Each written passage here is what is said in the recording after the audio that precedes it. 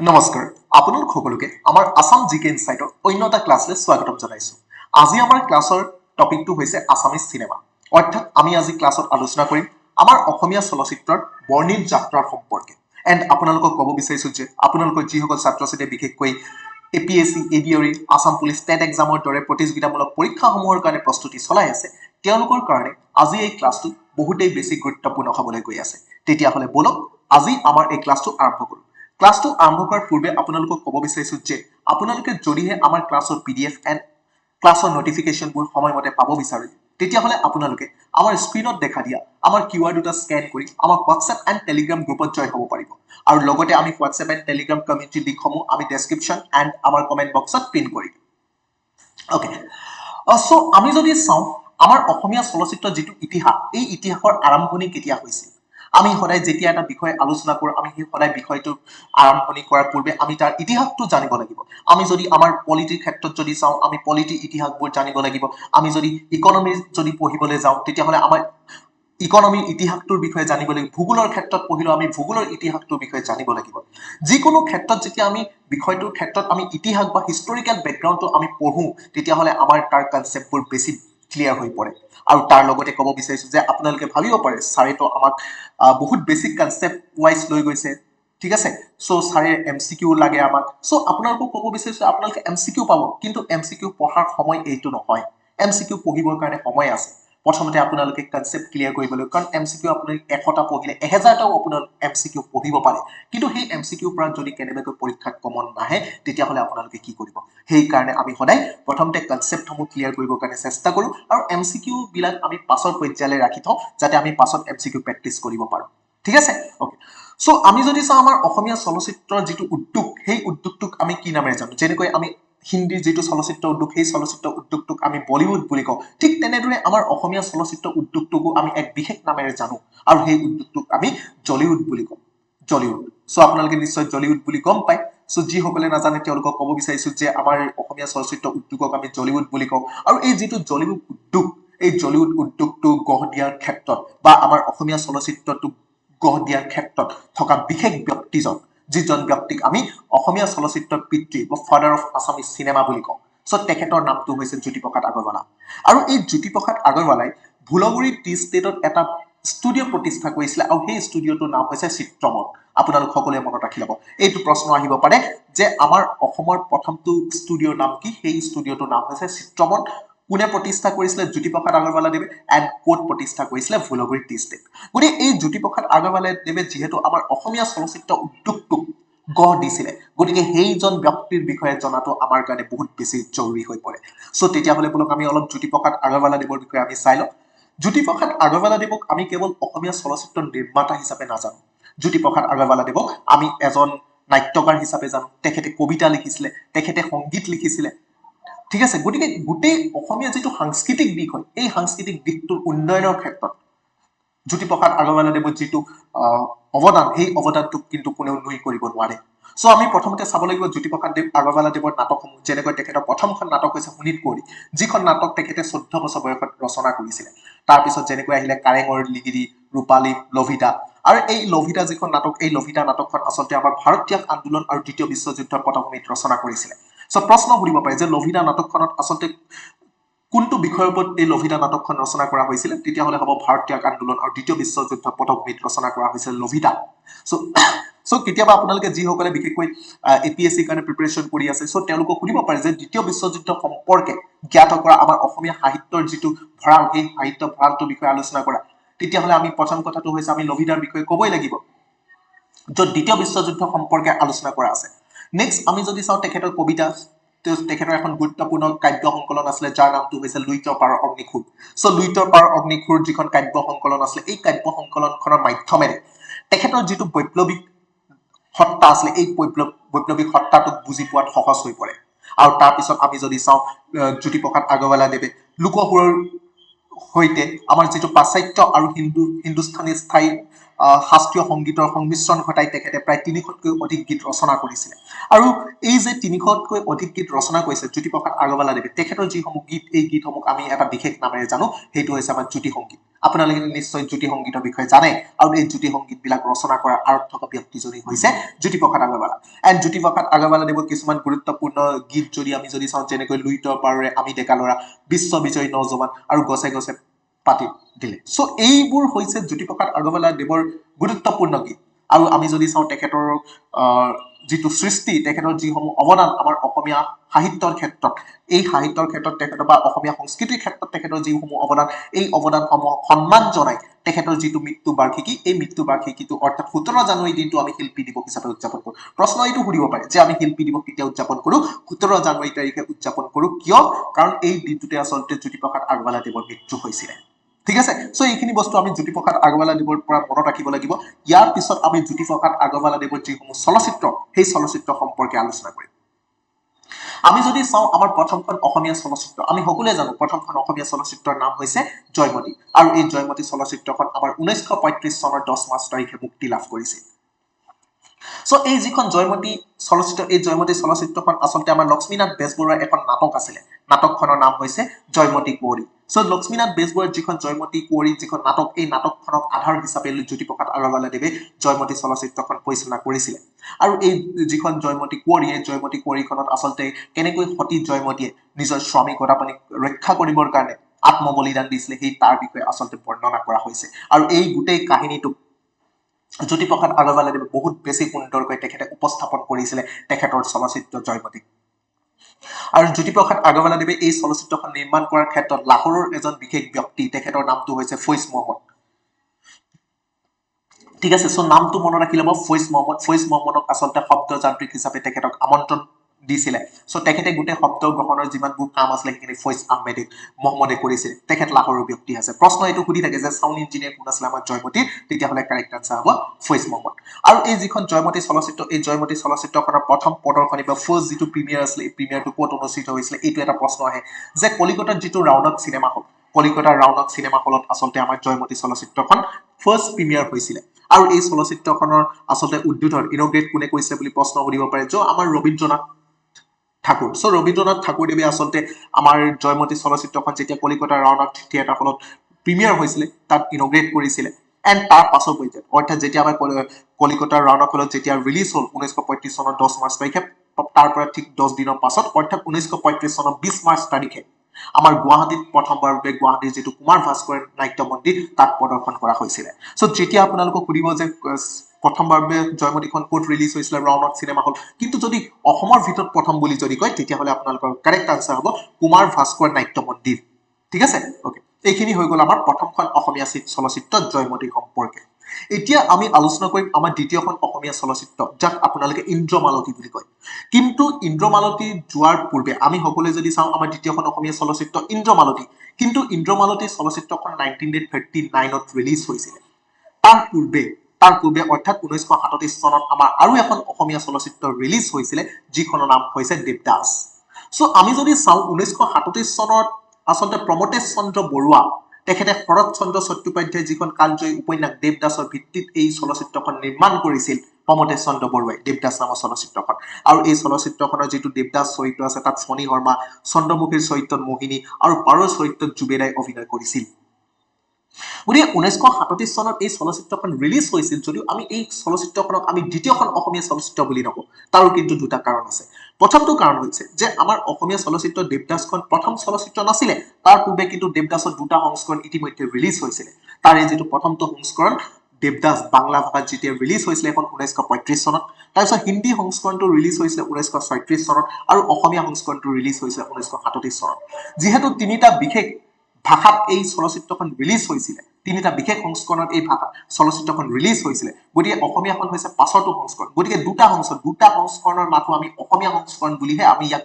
পৰিচয় দিব পাৰো গতিকে সেইভাবে হয়তো কৰবাত নহয় কৰবাত আমি দেৱদাসক দ্বিতীয়খন অসমীয়া চলচ্চিত্ৰ বুলি নকওঁ এইটো হৈছে প্ৰথমটো কাৰণ আৰু দ্বিতীয়টো কাৰণ হৈছে যে যেতিয়া দেৱদাস চলচ্চিত্ৰখন ৰিলিজ হ'ল তাৰ পিছত যেতিয়া সময়ৰ মেপ পাখত কৰবাত আবদ্ধ হৈ দেৱদাস চলচ্চিত্ৰখন কিন্তু হেৰাই গৈছিলে আৰু তাৰ পাছৰ পৰ্যায়ত 1970 দশকত বাংলাদেশৰ চলচ্চিত্ৰ আৰ্কাইভত এই চলচ্চিত্ৰখন ক্ষতিপূৰ্ণভাৱে পুনৰ উদ্ধাৰ কৰা হয় যাৰ বাবে আমি দেৱদাসক দ্বিতীয়খন চলচ্চিত্ৰ বুলি গণ্য কৰা নহয় আমি দ্বিতীয় বুলি ক'লে সদায় ইন্দ্ৰমালতীৰ কথা কওঁ তথাপিও কিন্তু আমি 1937 চনত অসমীয়া ভাষাত ৰিলিজ পোৱা এই চলচ্চিত্ৰখনৰ বিষয়ে আমি জানি ল'ব লাগিব প্ৰমোতেশ চন্দ্ৰ বৰুৱা 1937 চন ঠিক আছে ওকে নেক্সট আহিছো আমি ইন্দ্ৰমালতী সো ইন্দ্ৰমালতীৰ ক্ষেত্ৰত যদি চাওঁ আমি সকলোৱে জানো আমাৰ দ্বিতীয়খন অসমীয়া চলচ্চিত্ৰ যিখন আমাৰ 1939 ত ৰিলিজ হৈছিল এণ্ড এই ইন্দ্ৰমালতী যিখন চলচ্চিত্ৰ এই চলচ্চিত্ৰখন আচলতে আমাৰ ডক্টৰ ভূপেন হাজৰিকাদেৱক ইন্ট্ৰডিউচ কৰিছিল এই চলচ্চিত্ৰখনৰ মাধ্যমেৰে জ্যোতিপ্ৰসাদ আগৰৱালাদেৱে এণ্ড ভূপেন হাজৰিকাদেৱে 12 পৰা 13 বছৰ বয়সত 12 নে 13 বছৰ তেনেকুৱা বয়সতে ভূপেন হাজৰিকাদেৱে ইন্দ্ৰমালতী নামৰ যিখন চলচ্চিত্ৰ এই চলচ্চিত্ৰখনত তেখেতে শিশু অভিনেতা হিচাপে অভিনয় কৰিছিলে আৰু তেখেতৰ এই চলচ্চিত্ৰখনে তেখেতে বিশ্ব বিজয়ী নজোৱান সো বিশ্ব জ্যোতিপ্ৰসাদ আগৰৱালাদেৱৰ যিটো বিশ্ব বিজয়ী নজোৱান এই গীতটো ভূপেন হাজৰিকাদেৱে তেখেতৰ কণ্ঠেৰে সুন্দৰ ৰূপত উপস্থাপন কৰিছিলে সো প্ৰশ্ন সুধিব পাৰে যে বিশ্ব বিজয়ী নজোৱান গীতটো আচলতে কোনখন চলচ্চিত্ৰৰ হয় তেতিয়াহলে কাৰেক্ট আনসাৰ হ'ব আমাৰ ইন্দ্ৰমালতী ঠিক আছে সো এইখিনি আমি ইন্দ্ৰমালতীৰ পৰা চাব লাগিব সো ইন্দ্ৰমালতীৰ পিছত অৰ্থাৎ স্বাধীনতাৰ পূৰ্বে ৰিলিজ হোৱা অন্য কেইখনমান গুৰুত্বপূৰ্ণ চলচ্চিত্ৰৰ ক্ষেত্ৰত যদি আমি চাওঁ তেতিয়াহলে হ'ব আমাৰ এখন হ'ব মনুমতি সো মনুমতি যিখন চলচ্চিত্ৰ এই মনুমতি চলচ্চিত্ৰখন আচলতে আমাৰ ৰজনীকান্ত বৰদলৈ তেখেতে 1900 চনত ৰচনা কৰা তেখেতৰ কালজয়ী উপন্যাস মনুমতি নামৰ যিখন উপন্যাস সেই উপন্যাসখনক আধাৰ হিচাপে লৈ 1941 চনৰ 4 এপ্ৰিল তাৰিখে মুক্তি দিছিল মনুমতি নামৰ চলচ্চিত্ৰখন আৰু এই চলচ্চিত্ৰখন পৰিচালনা আৰু প্ৰযোজনা কৰিছিল ৰোহিণী বৰুৱা আৰু সংগীত প্ৰদান কৰিছিল ৰঞ্জিত ৰায় সো এই মনুমতি চলচ্চিত্ৰখন কেতিয়া ৰিলিজ হৈছিল বা ক'ত ৰিলিজ হৈছিল সেইটো কিন্তু ইম্পৰ্টেন্ট সো আমি যদি চাওঁ মনুমতি চলচ্চিত্ৰখন কিন্তু প্ৰথমবাৰলৈ গুৱাহাটীত ৰিলিজ হোৱা নাছিল গুৱাহাটীত মুক্তি দিয়া নাছিল সো এইখন ক'ত মুক্তি দিছিল 1941 চনৰ ডিব্ৰুগড় যিটো আমাৰ ৰংঘৰ চিনেমা হল এই ৰংঘৰ চিনেমা হলত মুক্তি দিয়া হৈছিল সো এই বস্তুটো মনত ৰাখি ল'ব মনুমতি গুৱাহাটীত মুক্তি দিয়া নাছিল এইখন ডিব্ৰুগড় ৰংঘৰ চিনেমা হলত মুক্তি দিছে ওকে এণ্ড এই মনুমতিৰ চলচ্চিত্ৰখনৰ যিটো আধাৰ কিহৰ ওপৰত ভিত্তি কৰি মনুমতি চলচ্চিত্ৰখন নিৰ্মাণ কৰা হৈছিল তেতিয়াহলে আমাৰ কাৰেক্ট আনসাৰ কি হ'ব মানৰ যিটো অসম আক্ৰমণ সো মানে যেতিয়া আমাৰ অসম আক্ৰমণ কৰিছে 1817 চনৰ পৰা 1826 চনৰ মাজৰ যি সময় এই সময়ছোৱাত যেতিয়া মানে প্ৰায় নেয়ানেপেৰাকৈ যেতিয়া আমাৰ অসমখন আক্ৰমণ কৰি আছিল সেই কাহিনীৰ আধাৰতে আচলতে এটা প্ৰেম কাহিনীক তাৰ লগত অন্তৰ্ভুক্ত কৰি এই ধুনীয়াকৈ ৰজনীকান্ত বৰদলৈ মনুমতি চলচ্চিত্ৰখন মনুমতি উপন্যাসখন তেখেতে লিখি উলিয়াইছিলে আৰু সেই উপন্যাসৰ ওপৰত ভিত্তি কৰি ৰোহিণী বৰুৱাই তাক চলচ্চিত্ৰৰ ৰূপ প্ৰদান কৰিছিল ঠিক আছে ওকে নেক্সট আমি যদি চাওঁ আমাৰ অন্য দুখন গুৰুত্বপূৰ্ণ চলচ্চিত্ৰ অসমীয়া স্বাধীনতাৰ পূৰ্বে এখন হৈছে আমাৰ বদন বৰফুকন আৰু এখন হৈছে আমাৰ ৰূপহী বদন বৰফুকন চলচ্চিত্ৰখন আচলতে 1947 চনত মুক্তি দিয়া হৈছিল আৰু এই চলচ্চিত্ৰখন বদন বৰফুকনৰ যিটো আমাৰ চৰিত্ৰ আমি যিসকলে আমাৰ অসমৰ ইতিহাসৰ বিষয়ে জানে আমি সকলোৱে জানো বদন চন্দ্ৰ বৰফুকন কোন আছিল এই বদন চন্দ্ৰ বৰফুকনৰ জীৱনৰ আধাৰত আচলতে এই বদন বৰফুকন চলচ্চিত্ৰখন নিৰ্মাণ কৰা হৈছিল তাৰ পাছত আৰু এখন অসমীয়া চলচ্চিত্ৰ আছিল সেইখন হৈছে ৰূপহী ৰূপহী চলচ্চিত্ৰখন আচলতে কেতিয়া ৰিলিজ হৈছিল কৰবাত নহয় কৰবাত আমি 1941 পাওঁ কৰবাত নহয় কৰবাত আমি 1946 পাওঁ গতিকে পাৰ্বতী প্ৰসাদ বৰুৱাদেৱে প্ৰযোজনা কৰিছিল বা আৰু পৰিচালনা কৰিছিল এই ৰূপহী নামৰ চলচ্চিত্ৰখন ঠিক আছে গতিকে এই কেইখন হৈছে আমাৰ স্বাধীনতাৰ পূৰ্বে কেইখনমান গুৰুত্বপূৰ্ণ ছবি এতিয়া ইয়াৰ পাছত আমি ভাৰতে স্বাধীনতা লাভ কৰাৰ পাছৰ অসমীয়া চলচ্চিত্ৰসমূহৰ বিষয়ে আলোচনা কৰিম ঠিক আছে ওকে আমি যদি চাওঁ ভাৰতে স্বাধীনতা লাভ কৰাৰ পাছত অন্য এখন গুৰুত্বপূৰ্ণ চলচ্চিত্ৰ হৈছে চিৰাজ 1948 চনত ৰিলিজ হৈছিল এই চিৰাজ নামৰ চলচ্চিত্ৰখন গতিকে এই চিৰাজ চলচ্চিত্ৰখনক আমি কিয় মনত ৰাখিব লাগিব এণ্ড ক'ৰ পৰা প্ৰশ্ন অহাৰ চান্স আছে সো আমি যদি চাওঁ চিৰাজ চলচ্চিত্ৰখন কিন্তু কেৱল এজন পৰিচালক নাছিল চিৰাজ চলচ্চিত্ৰখন আচলতে বিষ্ণু প্ৰসাদ ৰাভা আৰু ফণী শৰ্মা দুইজনে একেলগ যুটীয়াভাৱে এই চলচ্চিত্ৰখন পৰিচালনা কৰিছিল চিৰাজ চলচ্চিত্ৰখন এণ্ড এই চিৰাজ চলচ্চিত্ৰখনে আচলতে আমাৰ ৰাষ্ট্ৰীয় সংহতি আৰু সাম্প্ৰদায়িক যিটো সংহতি সম্প্ৰীতি আছিলে অৰ্থাৎ আমাৰ হিন্দু আৰু ইছলাম সকলৰ মাজত একতা আনিবৰ কাৰণে এই চিৰাজ চলচ্চিত্ৰখনে গুৰুত্বপূৰ্ণ ভূমিকা গ্ৰহণ কৰিছিল প্ৰথমতে আমি যদি চাওঁ এই চিৰাজ যিখন চলচ্চিত্ৰ এই চিৰাজ চলচ্চিত্ৰখনৰ যিটো মুখ্য যিটো কেৰেক্টাৰ অৰ্থাৎ চিৰাজউদ্দিন আহমেদ নামৰ যিটো চৰিত্ৰ আছিলে সেই চৰিত্ৰটোত অভিনয় কৰিছিলে ফণী শৰ্মা এই চিৰাজউদ্দিন আহমেদ তেখেত এজন ইছলাম ব্যক্তি গতিকে এই তেখেত এজন ইছলাম ব্যক্তি হোৱাৰ পাছতো তেখেতে সীতা নামৰ এগৰাকী হিন্দু অনাথ শিশুক তেখেতে তুলি তালি ডাঙৰ দীঘল কৰিছিল গতিকে এই যিটো তেখেতৰ যিটো মহানুভাৱ গতিকে তাৰ মাধ্যমেৰে ইছলাম আৰু হিন্দুৰ প্ৰতি থকা যিটো স্নেহ ভাল পোৱা একতাটো তেওঁলোকে গঢ়ি আনিবৰ কাৰণে এক প্ৰচেষ্টা হাতত লৈছিল এণ্ড তাৰ পাছত এই চলচ্চিত্ৰখন আৰু এটা কাৰণত বিখ্যাত হয় সেইটো হৈছে আমাৰ এই চলচ্চিত্ৰখনত প্ৰথমবাৰৰ বাবে আমি ডক্টৰ ভূপেন হাজৰিকাক এজন অভিনেতা হিচাপে আমি জানিছিলো তেখেতে এই চলচ্চিত্ৰখনতে অনিল নামৰ এটা কেৰেক্টাৰ তেখেতে অভিনয় কৰিছিল আৰু সংগীত পৰিচালক হিচাপেও তেখেতে এই চলচ্চিত্ৰখনৰ মাধ্যমেৰে নিজকে আত্মপ্ৰকাশ কৰিছিল আৰু এই ভূপেন হাজৰিকাই এই চিৰাজ কিন্তু দুখন আছে এখনটো হৈছে আমাৰ 1948 চিৰাজ আৰু এখন হৈছে আমাৰ 1988 চিৰাজ সো 1948 যিখন চিৰাজ আছিল যিখন বিষ্ণুপ্ৰসাদ ৰাভা আৰু ফণী শৰ্মাই পৰিচালনা কৰিছে তাৰ পৰা ঠিক 40 বছৰ পাছত অৰ্থাৎ 1988 ভূপেন হাজৰিকাই এই চিৰাজ চলচ্চিত্ৰখনক পুনৰ নিৰ্মাণ কৰিছিল ঠিক আছে সো আমি এই দুইটা বস্তু মনত ৰাখিব লাগিব নেক্সট আমি চাব লাগিব আমাৰ অন্য এখন গুৰুত্বপূৰ্ণ অসমীয়া চলচ্চিত্ৰ সেইখন হৈছে আমাৰ পিয়লি ফুকন সো পিয়লি ফুকন চলচ্চিত্ৰখন 1955 চনত ৰিলিজ হৈছিল যিখন চলচ্চিত্ৰ আচলতে ফণী শৰ্মা দেৱে পৰিচালনা কৰিছিল সো এইখন এখন আমাৰ যুগান্তকাৰী কলা বগা অসমীয়া চলচ্চিত্ৰ হয় সো এই ছবিখনত আচলতে ব্ৰিটিছ বিৰোধী বিপ্লৱী পিয়লি ফুকনৰ জীৱন চিত্ৰায়িত কৰা হৈছিল সো এইখিনিতে আমাৰ বহুত ছাত্ৰ ছাত্ৰী মই ক'ব বিচাৰিছো যে বিশেষকৈ এইটো ইতিহাসৰ পৰা বাৰু ইয়াৰ লগত কোনো কানেকশ্যন নাই তথাপিতো মই কৈ দিছো পিয়লি কিন্তু দুজন আছিল এজন হৈছে আমাৰ পিয়লি বৰুৱা এজন হৈছে আমাৰ পিয়লি ফুকন ইয়াত আমি পিয়লি ফুকনৰ বিষয়ে কৈছো ইয়াত আমি পিয়লি বৰুৱাৰ বিষয়ে কোৱা নাই ঠিক আছে পিয়লি বৰুৱা এজন বেলেগ তেখেতো এজন আমাৰ সংগ্ৰামী আছিল পিয়লি ফুকন তেখেতো এজন সংগ্ৰামী আছিল গতিকে এই চলচ্চিত্ৰখন পিয়লি ফুকনৰ ওপৰত নিৰ্মাণ কৰা হৈছিল সব যিজন পিয়লি ফুকনক 1830 চনত ফাঁচি দিয়া হৈছিল আৰু ৰূপজ্যোতি প্ৰডাকশ্যনৰ বেনাৰ নিৰ্মাণ কৰা হৈছিল এই চলচ্চিত্ৰখনত আৰু এই চলচ্চিত্ৰখনত ভূপেন হাজৰিকাদেৱে সংগীত প্ৰদান কৰিছিল আৰু এই পিয়লি ফুকন চলচ্চিত্ৰখনেই হৈছে আমাৰ প্ৰথমখন চলচ্চিত্ৰ যিখন চলচ্চিত্ৰই ৰাষ্ট্ৰীয় স্বীকৃতি লাভ কৰিবলৈ সক্ষম হৈছিল সো প্ৰশ্ন সুধিব পাৰে ৰাষ্ট্ৰীয় স্বীকৃতি লাভ কৰা প্ৰথমখন চলচ্চিত্ৰৰ নাম কি সেইখনৰ নাম হৈছে পিয়লি ফুকন কোনে পৰিচালনা কৰিছিলে ফণী শৰ্মাদেৱে পৰিচালনা কৰিছিল আৰু এই চলচ্চিত্ৰখনৰ 1956 চনৰ ৰাষ্ট্ৰীয় বঁটাৰ যিটো চাৰ্টিফিকেট অফ মেৰিট এই বঁটাটো লাভ কৰিবলৈ সক্ষম হৈছিলে সো এইখিনি বিষয়ে কথা আমি পিয়লি ফুকনৰ পৰা মনত ৰাখিব লাগিব য'ৰ পৰা প্ৰশ্ন অহাৰ চান্স থাকে ঠিক আছে সো সকলোৱে কিন্তু আপোনালোকে চাব য'ৰ প্ৰশ্ন অহাৰ চান্স থাকে সেইখিনিত কিন্তু মই আণ্ডাৰলাইন কৰিছো যেতিয়া আপোনালোকে পিডিএফটো পাব পিডিএফটো পোৱাৰ পিছত যাতে আপোনালোকৰ বস্তুখিনি পঢ়িবলৈ সুবিধা হয় ঠিক আছে এইখিনি বস্তু মনত ৰাখিব নেক্সট আমি চাই লম আমাৰ স্মৃতিৰ পৰশ সো স্মৃতি পৰশখন হৈছে আমাৰ অন্য এখন গুৰুত্বপূৰ্ণ চলচ্চিত্ৰ যিখন চলচ্চিত্ৰ আমাৰ নিপ বৰুৱাই পৰিচালনা কৰিছিলে সো আপোনালোকে নিশ্চয় নিপ বৰুৱাৰ কথা বহুতে জানে হয়তো কোনোবাই নাজানিব পাৰে আপোনালোকে কিন্তু ৰমেন বৰুৱাৰ কথা জানে আপোনালোকে কিন্তু দীপেন বৰুৱাৰ কথা জানে দীপেন বৰুৱা কোন হয় গম পায়নে যোনে গাইছিলে জিলিকি জিলিকি তৰা ঠিক আছে বহুত বেছি ফেমাস হয় দীপেন বৰুৱাদেৱৰ এই গীতটো তাৰ লগতে তেখেতৰ ভাতৃ আছিলে ৰমেন বৰুৱাদেৱ তেখেত হৈছে এজন সংগীত পৰিচালক যিজন ব্যক্তি প্ৰায় আজিৰ পৰা 2.5-3 বছৰ আগত নিখোজ হৈছিল ৰমেন বৰুৱা প্ৰায় নিউজত বাজি আছিল সেই সময়ছোৱাত জুবিন গাৰ্গদেৱে ৰমেন বৰুৱাদেৱক বিচাৰি বহুত হাবাথুৰি খাই পৰিছিল ঠিক আছে গতিকে এই ৰমেন বৰুৱা আৰু দীপেন বৰুৱাৰ জ্যেষ্ঠ ভাতৃ আছিলে নিপ বৰুৱা তেওঁলোকৰ কেৱল এই কেইজনে নাই তেওঁলোকৰ আৰু কেইজনমান আছে যেনেকৈ আমাৰ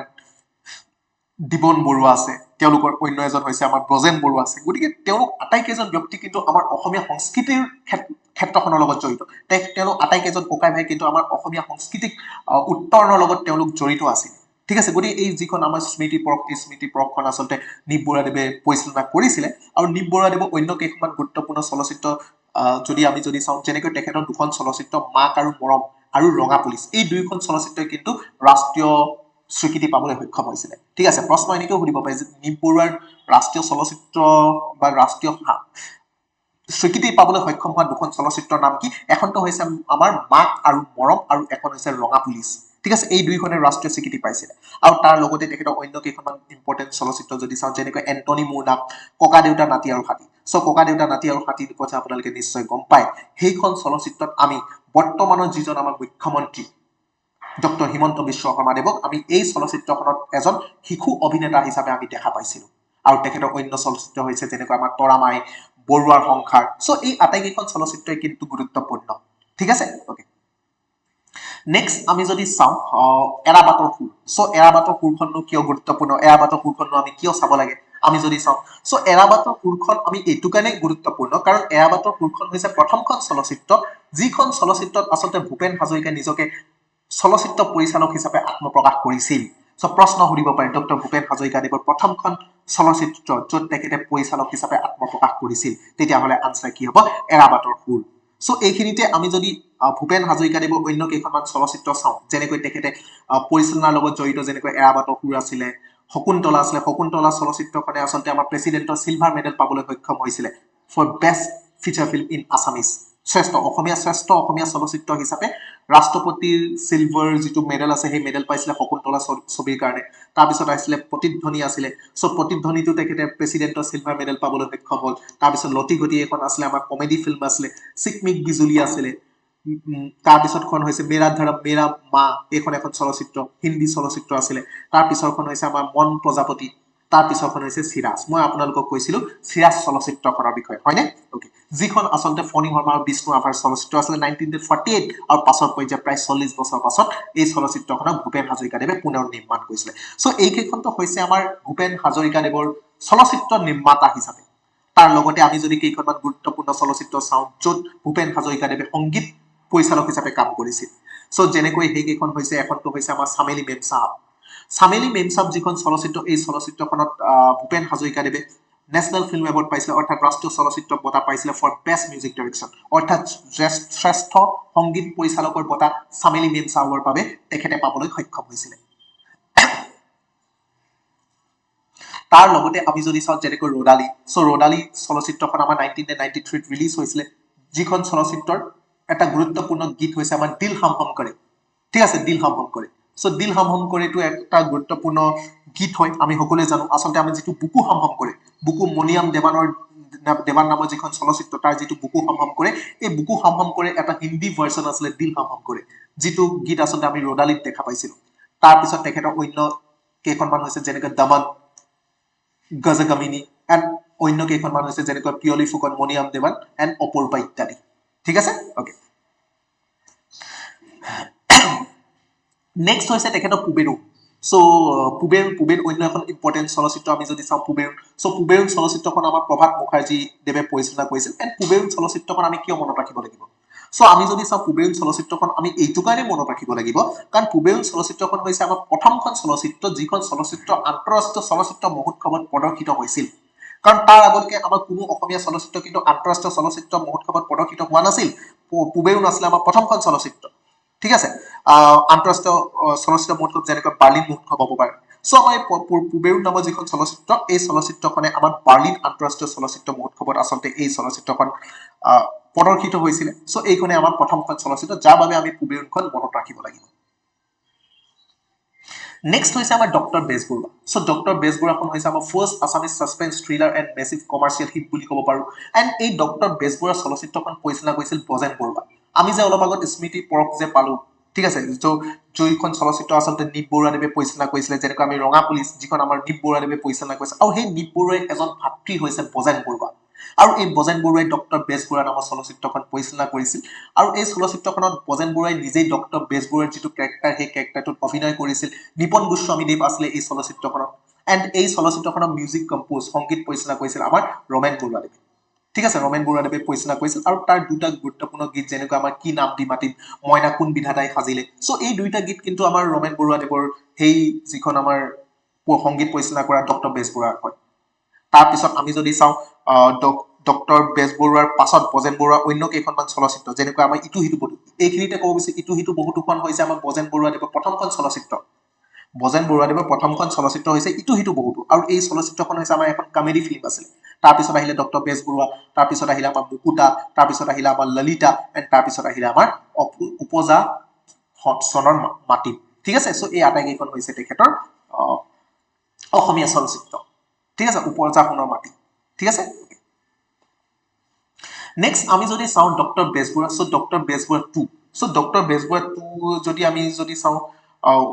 প্ৰথমখন ডক্টৰ বেজবৰুৱা ওলালে ঠিক আছে যিখন আমাৰ বজেন বৰুৱাদেৱ আছিলে এই বজেন বৰুৱাদেৱে পৰিচালনা কৰা ডক্টৰ বেজবৰুৱাখনৰ তাৰ যিটো সিকুৱেল হয় এই সিকুৱেলখন প্ৰায় 53 ইয়াৰ্ছৰ পিছত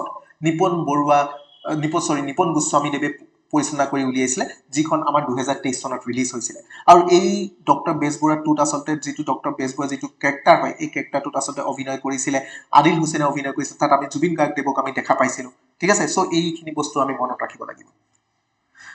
তাৰপিছত আমি যদি চাওঁ ভাইটি হৈছে আমাৰ অন্য এখন গুৰুত্বপূৰ্ণ অসমীয়া চলচ্চিত্ৰ যিখন আমাৰ 1972ত ৰিলিজ হৈছিলে সো ভাইটিখন আমি কিয় মনত ৰাখিব লাগিব ভাইটি এইটো কাৰণে মনত ৰাখিব লাগিব কাৰণ ভাইটিখন হৈছে আমাৰ প্ৰথমখন অসমীয়া কালাৰ্ছ ফিল্ম প্ৰথম পূৰ্ণদৈৰ্ঘ্য অসমীয়া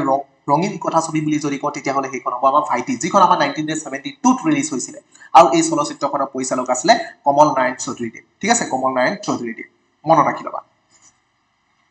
নেক্সট আমি যদি চাওঁ চামেলি মেম সাহাব সো চামেলি মেম সাহাব কিয় বিখ্যাত হয় প্ৰথম কথা চামেলি মেম সাহাব হৈছে আমাৰ আটাইতকৈ বেছি যদি আমাৰ সমাদিত ঠিক আছে বেছি যদি সমাদিত এখন ছবি বুলি যদি কয় তেতিয়াহ'লে চামেলি মেম সাহাব আচলতে আমাৰ এজন ব্ৰিটিছ চাহ বাগিচা মেনেজাৰ আৰু এগৰাকী আমাৰ স্থানীয় চাহ শ্ৰমিকৰ মাজৰ যিটো প্ৰেম কাহিনী সেই প্ৰেম কাহিনী আধাৰ হিচাপে লৈ চামেলি মেম সাহাব নামৰ চলচ্চিত্ৰখন প্ৰস্তুত পৰিচালনা কৰা হৈছিল আৰু এই চামেলি মেম সাহাব চলচ্চিত্ৰখন পৰিচালনা কৰিছিল আমাৰ আব্দুল মজিদে পৰিচালনা কৰিছিল তাৰ যিটো মুখ্য অভিনয়ত আছিল আমাৰ জৰ্জ বেকাৰে আচলতে এই ব্ৰিটিছ মেনেজাৰ বাৰ্কেলৰ চৰিত্ৰত অভিনয় কৰিছিল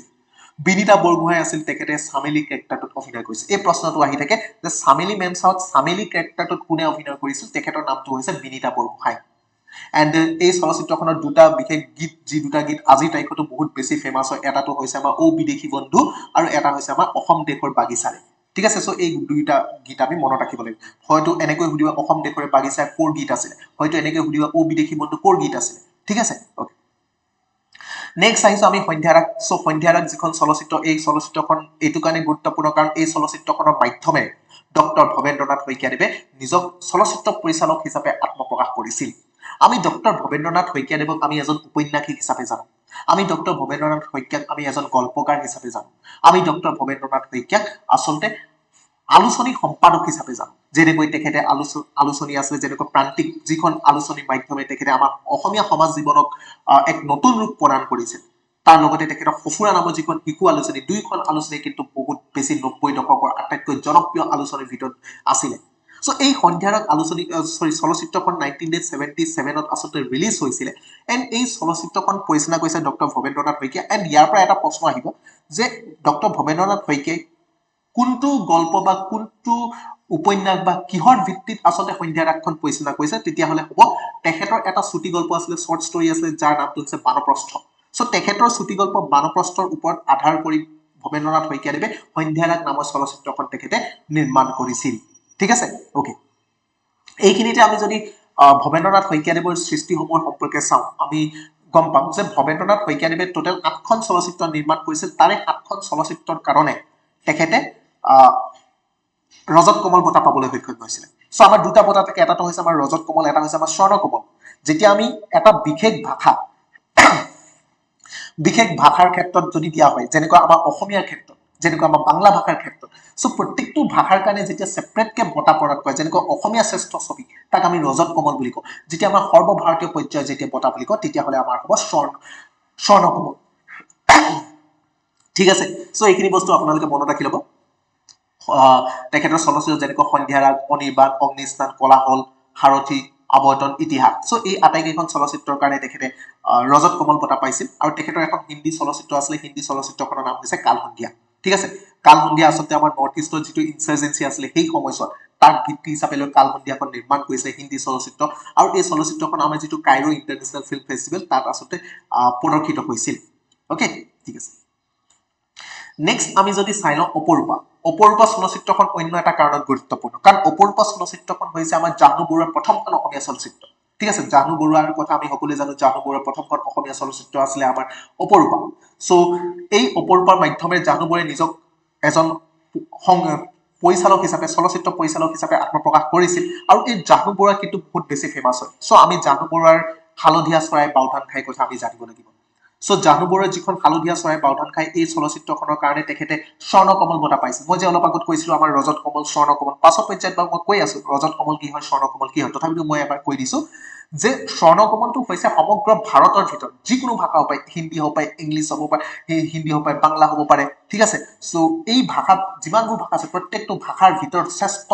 ভাৰতৰ চিনেমা বুলি যদি এটা বছৰত গণ্য কৰা হয় তাক আচলতে স্বৰ্ণ কমল দিয়া হয় আৰু এই স্বৰ্ণ কমল বঁটা পাবলৈ সক্ষম হোৱা প্ৰথমখন অসমীয়া চলচ্চিত্ৰ আছিলে আমাৰ হালধীয়া চৰাই বাওধান খাই আৰু এই চলচ্চিত্ৰখন জাহ্নু বৰুৱাই পৰিচালনা কৰিছে তেখেতৰ অন্য চলচ্চিত্ৰ যেনেকৈ ফ্ৰীগতি হ'ব পাৰে 1992 আছিলে আৰু এই ফ্ৰীগতি চলচ্চিত্ৰখনো গুৰুত্বপূৰ্ণ কাৰণ এই চলচ্চিত্ৰখনৰ কাৰণে মলয়া গোস্বামীয়ে শ্ৰেষ্ঠ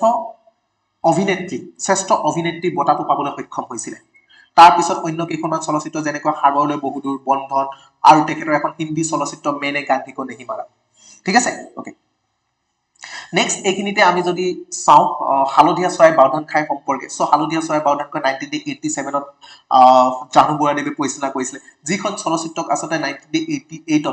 বেষ্ট ফিচাৰ ফিল্ম এৱাৰ্ডটো দিয়া হৈছিলে আৰু এই যিখন জানুমৰ যিখন হালধীয়া চৰাই বাওধান খাই চলচ্চিত্ৰ এই চলচ্চিত্ৰখন আচলতে হোমেন বৰগোহাঁই দেৱৰ এখন উপন্যাস আছিলে যিখন উপন্যাসৰ নাম হৈছে হালধীয়া চৰাই বাওধান খাই গতিকে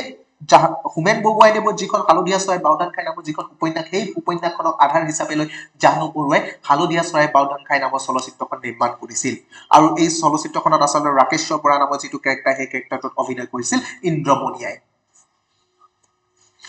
নেক্সট আমি চাই লম আমাৰ 2000 চন এতিয়া আমি 2000 চনৰ আগলৈকে আমাৰ যিমান কেইখন চলচ্চিত্ৰ আছিল সেই চলচ্চিত্ৰসমূহৰ সম্পৰ্কে আলোচনা কৰিলো এতিয়া আহিছো আমি 2000 চনৰ পাছৰ চলচ্চিত্ৰসমূহৰ সম্পৰ্কে সো 2000 চনৰ আগৰ যিসমূহ চলচ্চিত্ৰ আছিল এই চলচ্চিত্ৰসমূহ পৰিচালনা হৈ গল তাৰ পিছত মাজতে এটা সময় লাহে লাহে কি হৈছিল আমাৰ অসমীয়া চলচ্চিত্ৰবিলাক ইমান বেছি হিট হোৱা নাছিল গতিকে তাৰ পাছত আমাৰ এজন বিশেষ পৰিচালক ওলাই আহিল যিজন পৰিচালকে আমাৰ অসমীয়া চলচ্চিত্ৰক এক নতুন ৰূপ দিবৰ কাৰণে চেষ্টা কৰিছিল আৰু সেই পৰিচালকজনৰ নাম হৈছে মুনিন বৰুৱা সো মুনিন বৰুৱাক আমি ভাইমন দা নামেৰে জানো ঠিক আছে মুনিন বৰুৱা দেৱক আমি কি নামেৰে জানো ভাইমন দা নামেৰে জানো সো এই মুনিন বৰুৱা বা ভাইমন দাই এখন চলচ্চিত্ৰ নিৰ্মাণ কৰিছিল যিখন চলচ্চিত্ৰৰ নাম হৈছে হিয়া দিয়া নিয়া আৰু সেই সময়ছোৱাত কিন্তু আমাৰ অসমীয়া চলচ্চিত্ৰক পুনৰ উদ্ধাৰ কৰিবৰ কাৰণে সেই সময়ছোৱাত আমাৰ অসমীয়া চলচ্চিত্ৰই বিভিন্ন ধৰণৰ সমস্যাৰ সন্মুখীন হৈছিল যেনেকৈ বলিউডৰ চলচ্চিত্ৰসমূহৰ লগত ষ্ট্ৰাগল কৰিবলগীয়া হৈছে সেইটো সময়ত আমাৰ ভিচিডি কালচাৰটো লাহে লাহে আৰম্ভ হৈছিল গতিকে তেনেকুৱা এটা সময়ত আচলতে ভাইমন দা বা মুনিন বৰুৱা দেৱে এই চলচ্চিত্ৰ হিয়া দিয়া নিয়া চলচ্চিত্ৰখনৰ মাধ্যমেৰে এক নতুন ৰূপ দিবৰ কাৰণে প্ৰচেষ্টা হাতত লৈছিল অসমীয়া চলচ্চিত্ৰ ঠিক আছে সো আমি যদি চাওঁ মুনিন বৰুৱা দেৱৰ অন্য কেইখনমান গুৰুত্বপূৰ্ণ চলচ্চিত্ৰ যেনেকৈ আমাৰ হিয়া দিয়া নিয়া তাৰপিছত হৈছে আমাৰ দীনবন্ধু তাৰপিছত হৈছে আমাৰ ৰামধেনু তাৰপিছত হৈছে আমাৰ পিয়াৰ প্ৰিয় তাৰপিছত হৈছে আমাৰ নায়ক এণ্ড ডাক সো এনেকৈ ভালে কেইখন চলচ্চিত্ৰ তেখেতে পৰিচালনা কৰিছিল আমি এই চলচ্চিত্ৰসমূহৰ বিষয়ে অলপ অলপ চাব লাগিব যেনেকৈ কোনখন চলচ্চিত্ৰত আচলতে কোন আছিলে কোনখন চলচ্চিত্ৰত আচলতে কোনে অভিনয় কৰিছিলে কিয় বিখ্যাত আছিলে ঠিক আছে যেনেকৈ দীনবন্ধু চলচ্চিত্ৰখন আমাৰ অসমীয়া ভাষাৰ শ্ৰেষ্ঠ ফিচাৰ ফিল্মৰ বঁটা পাবলৈ সক্ষম হৈছিলে ওকে ঠিক আছে নেক্সট হৈছে আমাৰ তুমি মোৰ মাথো মোৰ সো তুমি মোৰ মাথো মোৰ যিখন চলচ্চিত্ৰ এই তুমি মোৰ মাথো মোৰ চলচ্চিত্ৰখন আচলতে আমাৰ 2000 চনৰ একেটা যিদিনাখন আচলতে হিয়া দিয়া নামৰ যিখন চলচ্চিত্ৰ আছিলে এই হিয়া দিয়া নিয়া চলচ্চিত্ৰখন যিটো দিনাখন ডেটত আচলতে ৰিলিজ হৈছিলে সেই একেটা ডেটতে আমাৰ তুমি মোৰ মাথো মোৰ চলচ্চিত্ৰখনো ৰিলিজ হৈছিলে ঠিক আছে সো এই তুমি মোৰ মাথো মোৰ যিখন চলচ্চিত্ৰ আছে এই চলচ্চিত্ৰখনৰ মাধ্যমেৰে জুবিন গাৰ্গে নিজকে এজন চলচ্চিত্ৰ পৰিচালক হিচাপে কিন্তু আত্মপ্ৰকাশ কৰিছিলে সো এইকেইটা বস্তু আমি মনত ৰাখিব লাগিব গুৰুত্বপূৰ্ণ হয় ঠিক আছে জুবিন গাৰ্গে নিজকে চলচ্চিত্ৰ পৰিচালক হিচাপে আত্মপ্ৰকাশ কৰিছিলে ঠিক আছে এণ্ড আমি যদি জুবিন গাৰ্গ দেৱৰ অন্য কেইখনমান চলচ্চিত্ৰ চাওঁ য'ত তেখেতে অভিনয় কৰিছিল যেনেকৈ তুমি মোৰ মাথো মোৰ প্ৰেম আৰু প্ৰেম দীনবন্ধু মন যায় ভাল পাব নাজানিলো গানে কি আনে প্ৰিয়াৰ প্ৰিয় মিছন চাইনা আণ্ডাৰৱৰ্ল্ড ঠিক আছে কাঞ্চনজংঘা ৰাজনীতি ডক্টৰ বেজবৰুৱা চিকাৰ আৰু ৰৈ ৰৈ বিনালে আৰু ৰৈ ৰৈ বিনালেখন হৈছে জুবিন গাৰ্গ দেৱৰ একেবাৰে শেষৰখন চলচ্চিত্ৰ সো জুবিন গাৰ্গ দেৱ আজিৰ তাৰিখত আমাৰ মাজত নাই ঠিক আছে সো আজিৰ তাৰিখত আমাৰ মাজত নাই যদিও তেখেতৰ যিসমূহ সৃষ্টি সেই সৃষ্টিসমূহ যুগ যুগ ধৰি আমাৰ মাজত থাকি যাব আৰু এই তেখেতৰ সৃষ্টিসমূহ চিৰযুগমীয়া হৈ পৰিব নেক্সট আমি আহিছো আমাৰ village Rockstar so village Rockstar যিখন চলচ্চিত্ৰখন আচলতে পৰিচালনা কৰিছে ৰীমা দাস ঠিক আছে ভিলেজ ৰকষ্টাৰখন কোনে পৰিচালনা কৰিছে ৰীমা দাস আৰু এই চলচ্চিত্ৰখন হৈছে আমাৰ 91st যিটো আমাৰ একাডেমি এৱাৰ্ড আছে অস্কাৰ ঠিক আছে এই অস্কাৰলৈ যোৱা আমাৰ নৰ্থ ইষ্টৰ প্ৰথমখন চলচ্চিত্ৰ আৰু এই চলচ্চিত্ৰখনত আচলতে ধুনু নামৰ এটা 10 বছৰীয়া কেৰেক্টাৰ আছে সো এই ধুনুৱে আচলতে তাৰ ধুনু নামৰ যিগৰাকী ছোৱালী আছিলে সো তেখেতে কি কৰিছিলে গিটাৰ এখন কিনাৰ তেখেতৰ এটা সপোন আছিলে সো এই গিটাৰখন কিনি তেখেতে কেনেকৈ এটা বেণ্ড নিৰ্মাণ কৰিব সেই বেণ্ড নিৰ্মাণৰ মাধ্যমেৰে তেখেতে কেনেকৈ সংগীতৰ জগতত তেখেতে নামি পৰিব তাৰ এটা সপোন আছিলে আৰু তেখেতৰ সেই সপোনখিনিৰ ক্ষেত্ৰত তেখেতৰ দৰিদ্ৰতা বা বানপানীয়ে তাত কেনেকৈ বাধাৰ সৃষ্টি কৰিছিল সেই সম্পৰ্কে ধুনীয়া এক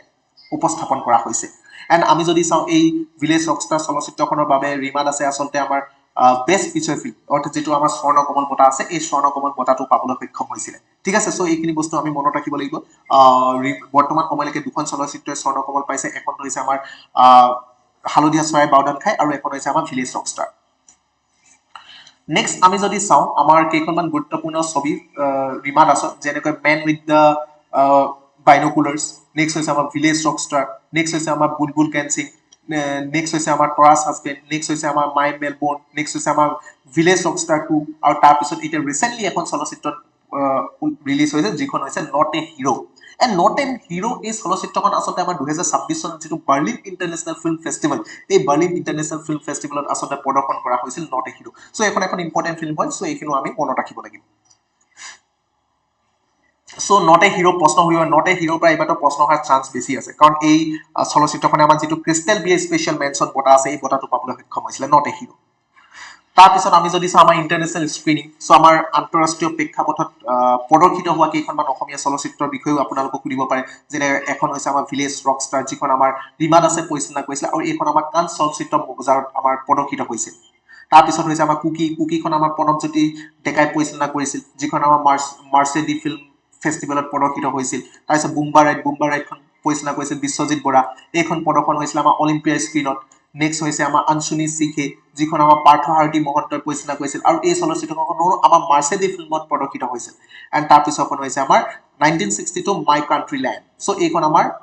শ্ব' পাৰ্থী বৰগোহাঁই আচলতে পৰিচালনা কৰিছিল আৰু এইখনো আমাৰ কান্স আন্তঃৰাষ্ট্ৰীয় চলচ্চিত্ৰ মহোৎসৱত প্ৰদৰ্শিত হৈছিল ঠিক আছে অ'কে নেক্সট এতিয়া আমি আহিছো নেশ্যনেল ফিল্ম এৱাৰ্ড চ' নেশ্যনেল ফিল্ম এৱাৰ্ডত যদি চাওঁ আমি ষ্টাৰ্টিঙতে কৈছিলো যে আমাৰ দুই ধৰণৰ বঁটা আমি দেখিবলৈ পাওঁ এটাটো হৈছে আমাৰ ৰজত কমল এটা হৈছে স্বৰ্ণ কমল ৰজত কমল বুলি ক'লে আমি বেষ্ট আছামিজ ফিচাৰ ফিল্ম যাক আমি ৰজত কমল বুলি ক'ব পাৰো আৰু স্বৰ্ণ কমল বুলি ক'লে আমাৰ সমগ্ৰ ভাৰতৰ ভিতৰতে যিখন শ্ৰেষ্ঠ চলচ্চিত্ৰ তাক আমি স্বৰ্ণ কমল বুলি কওঁ চ' স্বৰ্ণ কমলটো আজি তাৰিখলৈকে দুখনেই পাইছে এখন হৈছে আমাৰ হালধীয়া চৰাই বাওধান খাই আৰু এখন হৈছে আমাৰ ভিলেজ ৰকষ্টাৰ আমি ইতিমধ্যে আলোচনা কৰিলো হালধীয়া চৰাই বাওধান খাইখন আমাৰ জাহ্নু বৰুৱাই পৰিচালনা কৰিছিল আৰু ভিলেজ ৰকষ্টাৰখন আমাৰ ৰীমা দাসে পৰিচালনা কৰিছিল নেক্সট ইয়াৰ পিছত আমি যদি চাওঁ আমাৰ যিটো ৰজত কমলটো প্ৰত্যেক বছৰে ৰজত কমল পাই আছে কিন্তু আমি প্ৰত্যেক বছৰ ৰজত কমলখিনি আমাৰ চোৱাৰ প্ৰয়োজন নাই ৰিচেণ্টলি আমাৰ যিকেইখন ৰজত কমল বঁটা চলচ্চিত্ৰ আছে আৰু পুৰণা যিসমূহ ইম্পৰ্টেণ্ট চলচ্চিত্ৰখিনিতো মই আপোনালোকৰ লগত ডিছকাছ কৰিলোৱেই চ' তাৰে 2021 চনত পাইছিলে আমাৰ ৰণুৱা চলচ্চিত্ৰখন পৰিচালনা কৰিছিলে চন্দ্ৰমোদয় তাৰপিছত ব্ৰিজ আহিলে 2022 চনত যিখন পৰিচালনা কৰিছে কৃপাল কলিতা 2023 আহিলে অনুজ যিখন মঞ্জুল বৰুৱাই পৰিচালনা কৰিছিল 2024 আহিলে আমাৰ এমুঠি পুথি যিখন আমাৰ কুলনন্দিনী মহন্তই পৰিচালনা কৰিছিল তাৰপিছত আহিলে আমাৰ ৰঙা টুপু যিখন আমাৰ পৰিচালনা কৰিছিল আদিত্যম শইকীয়া ৰঙা টুপু 2025 চনত ৰিলিজ হৈছিল আৰু এই ৰঙা টুপুৱে আচলতে আমাৰ অসমীয়া এটা ইতিহাস কলা অধ্যয়ন আচলতে উপস্থাপন কৰিছে ঠিক আছে অ'কে নেক্সট আহিলো আমাৰ কেইখনমান অসমীয়া চলচ্চিত্ৰ যিকেইখন চলচ্চিত্ৰ আচলতে আমাৰ 2000 চনৰ পাছত অহা কেইখনমান চলচ্চিত্ৰ যেনেকৈ আমাৰ এখন হৈছে আমাৰ হিয়া দিয়া নিয়া নেক্সট হৈছে আমাৰ তুমি মোৰ মাথো মোৰ ঠিক আছে নেক্সট হৈছে আমাৰ দাগৰ পিছত আহিলে আমাৰ নায়কৰ পিছত আহিলে আমাৰ কণিকা ৰামধেনু তাৰপিছত বিধাতা তাৰপিছত আমি যদি চাওঁ আমাৰ দীনবন্ধু আহিলে তাৰপিছত আহিলে আমাৰ মন যায় তাৰপিছত আহিলে আমাৰ বান্ধোন তাৰপিছত লোকেল কুংফু ঠিক আছে তাৰপিছত আহিলে আমাৰ কথা নদী তাৰপিছত আহিলে আমাৰ মিছন চাইনা তাৰপিছত আহিলে আমাৰ ভিলেজ ৰকষ্টাৰ ঠিক আছে এণ্ড ঠিক তেনেদৰে গৈ আমাৰ তাৰপিছত আহিলে আমাৰ বুলবুল কেন সিং তাৰপিছত আমিষ তাৰপিছত আহিলে ৰত্নাকৰ তাৰপিছত আহিলে আমাৰ কাঞ্চনজংঘা তাৰপিছত আহিলে আমাৰ এমুঠি পুথি তাৰপিছত আহিলে ডক্টৰ বেজবৰুৱা 2খন তাৰপিছত আহিলে আমাৰ বিদুৰ ভাই এণ্ড ৰিচেণ্টলি যদি আমি চাওঁ অন্য কেইখনমান গুৰুত্বপূৰ্ণ চলচ্চিত্ৰ যেনেকৈ হৈছে আমাৰ ভাইমন দা আৰু ৰৈ ৰৈ বিনালে ঠিক আছে চ' ভাইমন দা যিখন চলচ্চিত্ৰ এই ভাইমন দা চলচ্চিত্ৰখন আমি আমাৰ অসমীয়া পৰিচালক মুনীন বৰুৱাদেৱৰ জীৱনৰ ওপৰত আধাৰিত এখন চলচ্চিত্ৰ যিখন পৰিচালনা কৰিছিলে শশাংক স্বামীয়ে পৰিচালনা কৰিছিলে ঠিক আছে এই চলচ্চিত্ৰখনত আচলতে বন্দীপ শৰ্মাই আচলতে ভাইমন দা যিটো কেৰেক্টাৰ সেই কেৰেক্টাৰটোত অভিনয় কৰিছিল তাৰ লগতে আছে আমাৰ যশস্বী ভূঞা নিৰূপম শইকীয়া নীলিম দত্ত অৰ্শদীপ বৰুৱা পাৰ্থপ্ৰতিম হাজৰিকা এণ্ড তাৰপিছত আহিলে ৰৈ ৰৈ বিনালেখন আমাৰ জুবিন গাৰ্গদেৱৰ শেষৰখন চলচ্চিত্ৰ যিখন চলচ্চিত্ৰ আচলতে ৰাজেশ ভূঞাদেৱে পৰিচালনা কৰিছিলে ঠিক আছে অ'কে এণ্ড তাৰপিছত আমি যদি চাওঁ আমাৰ অন্য কেইখনমান অসমীয়া চলচ্চিত্ৰ যিকেইখন অসমীয়া চলচ্চিত্ৰ আচলতে আমাৰ কিছুমান সাহিত্যৰ ওপৰত ভিত্তি কৰি নিৰ্মাণ কৰা হৈছিল যেনেকৈ আমাৰ জয়মতী চলচ্চিত্ৰখন আমাৰ লক্ষ্মীনাথ বেজবৰুৱাৰ জয়মতী কুঁৱৰী নামৰ যিখন নাটক আছিলে এই নাটকৰ ওপৰত ভিত্তি কৰি পৰিচালনা কৰা হৈছিল হালধীয়া চৰাই বাওধান খাই চলচ্চিত্ৰখন আমাৰ জাহ্নু বৰুৱাৰ যিখন চলচ্চিত্ৰ এইখন আচলতে আমাৰ হোমেন বৰগোহাঁইদেৱৰ যিখন উপন্যাস হালধীয়া চৰাই বাওধান খাই তাৰ ওপৰত ভিত্তি কৰি নিৰ্মাণ কৰা হৈছিল তাৰপিছত আহিলে আমাৰ অগ্নিস্নানখন আচলতে আমাৰ 1985 ডক্টৰ ভৱেন্দ্ৰনাথ শইকীয়াদেৱৰ চলচ্চিত্ৰ যিখন আমাৰ ভৱেন্দ্ৰনাথ শইকীয়াদেৱৰ এখন উপন্যাস আছিলে অন্তৰীপৰ ওপৰত ভিত্তি কৰি পৰিচালনা কৰা হৈছিল তাৰপিছত আহিলে আমাৰ গঙা চিলনী পক্ষীখন আমাৰ পদুম বৰুৱাৰ দ্বাৰা পৰিচালিত আৰু লক্ষ্মীনন্দন বৰাৰ যিখন উপন্যাস আছিলে গঙা চিলনী পাখি তাৰ ওপৰত ভিত্তি কৰি পৰিচালনা কৰিছিল তাৰপিছৰখন আহিলে আমাৰ অদাহ্য চ' অদাহ্যখন আমাৰ আচলতে শান্তনা বৰদলৈ আচলতে পৰিচালনা কৰিছিল এণ্ড অদাহ্য এইটো প্ৰশ্ন আহি থাকে যে অদাহ্য চিনেমাখন আচলতে কোনখন উপন্যাসৰ ওপৰত ভিত্তি কৰি পৰিচালনা কৰা হৈছিল তেতিয়াহ'লে আমাৰ কাৰেক্ট আনচাৰ হ'ব মামণি ৰয়ছম গোস্বামীৰ যিখন উপন্যাস আছিল দঁতাল হাতীৰ উকোৱা হাওদা চ' এই উপন্যাসখনৰ ওপৰত ভিত্তি কৰি আমাৰ অদাহ্য আমাৰ চলচ্চিত্ৰখন নিৰ্মাণ কৰা হৈছিল নেক্সট আমি যদি চাওঁ যেনেকৈ আমাৰ আছে কথা নদীখন ভাস্কৰ হাজৰিকাই পৰিচালনা কৰিছিল, যিখন আমাৰ বুঢ়ী আই সাধুৰ কেইবাটাও লোককথাৰ আধাৰত নিৰ্মাণ কৰা হৈছিল। অজেয় নামৰ যিখন চলচ্চিত্ৰ, যিখন জানু বৰুৱাই পৰিচালনা কৰিছিল, যিখন আমাৰ অৰুণ শৰ্মাৰ আশীৰ্বাদৰ ৰং উপন্যাসৰ আধাৰত নিৰ্মাণ কৰা হৈছিল। জেতুকা পাতৰ দৰে যিখন চলচ্চিত্ৰ আছিলে, এইখন যদুমণি দত্তই পৰিচালনা কৰিছিল, আৰু এইখন চৈয়দ আব্দুল মালিকৰ যিখন জেতুকা পাতৰ দৰে যিখন আমাৰ উপন্যাস, এই উপন্যাসখনৰ ভিত্তিত পৰিচালনা কৰা হৈছিল। আৰু একেবাৰে শেষৰখন হৈছে আমাৰ দুৱাৰ। চ' দুৱাৰখন হৈছে আমাৰ বিদ্যুৎ চক্ৰৱৰ্তী পৰিচালিত, এণ্ড এইখন আমাৰ ভৱেন্দ্ৰনাথ শইকীয়াদেৱৰ চুটিগল্প বাহিৰলৈ যোৱা বাটৰ নামৰ যিটো চুটিগল্প আছিল, এই চুটিগল্পৰ আধাৰত পৰিচালনা কৰা হৈছিল। ঠিক আছে, চ' এইখিনি বস্তু আমি অসমীয়া চলচ্চিত্ৰৰ সম্পৰ্কে আমি মনত ৰাখিব লাগিব, আৰু ইয়াৰ বাহিৰেও যদি অন্য কিছুমান ইম্পৰ্টেণ্ট ইনফৰমেশ্যন থাকে আমি নেক্সট ক্লাছত আমি আগবঢ়াই দিম। চ' আমি যিমান পাৰোঁ আমাৰ গোটেই আৰম্ভণিৰ পৰা আজি তাৰিখলৈকে আমাৰ য'ৰ পৰা অসমীয়া চলচ্চিত্ৰৰ পৰা প্ৰশ্ন অহাৰ সম্ভাৱনা আছে সেইখিনি আমি আলোচনা কৰিলোঁ। ঠিক আছে, চ' তেতিয়াহ'লে আজিৰ ক্লাছটো আমি ইমানতে সমাপ্ত কৰিম। নেক্সট ক্লাছত পুনৰ এবাৰ লগ পাম। এণ্ড ক্লাছটো কৰি কেনেকুৱা লাগিলে জনাবলৈ একেবাৰে নাপাহৰিব। যদি ক্লাছটো কৰি ভাল লাগিলে লগৰ বন্ধু বান্ধৱীৰ লগত শ্বেয়াৰ কৰিব, এণ্ড লাইক কমেণ্ট কৰিব। এণ্ড আপোনালোকে যদি আমাৰ এই ক্লাছৰ PDF বিচাৰিছে, তেতিয়াহ'লে আপোনালোকে আমাৰ কমিউনিটি গ্ৰুপত জইন হ'ব পাৰিব। এণ্ড কমিউনিটি গ্ৰুপৰ যিসমূহ লিংক আছে সেইসমূহ আমি ডেছক্ৰিপশ্যন এণ্ড আমাৰ কমেণ্ট বক্সত পিন কৰি দিম। ধন্যবাদ, নেক্সট ক্লাছত পুনৰ লগ পাম।